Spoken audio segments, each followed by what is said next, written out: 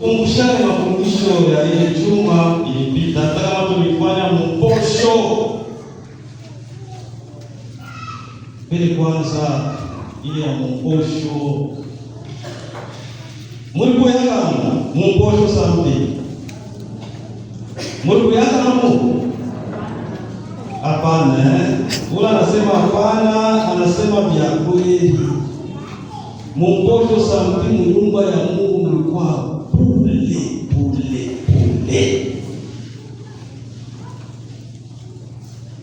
Wala walikuwa wanaweza kufundisha mafundisho. Tulisema panini?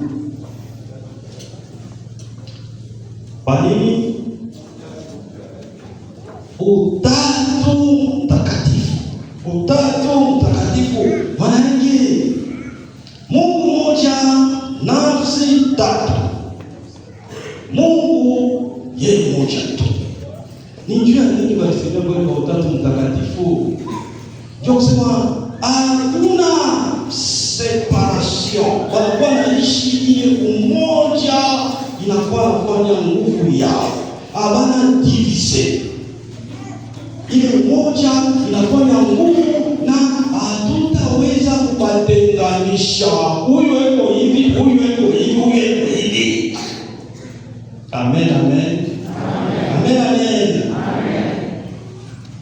Ni kule Bwana wetu Yesu Kristo, siku ya leo ile tulisema kwa mwanzo wa ibada yetu ya kama inakuwa siku ya mwili na damu ya Yesu. Mambo yanaanzaka tangu zamani, ule alianzaka ni Papa Urbain 4 ndio alianzaka, na kisha nilisema kwa mwanzo wa ibada inakuwa siku kuu kabisa, sababu Bwana wetu Yesu Kristo anapenda kuishi ndani yetu, kuishi pamoja nasi, na anapenda vile kupitia maisha ile tutaishi naye, tuishi vile na Mungu wetu. Ni kule somo la kwanza leo tulishikia bien. Somo la kwanza leo tulitosha kitabu cha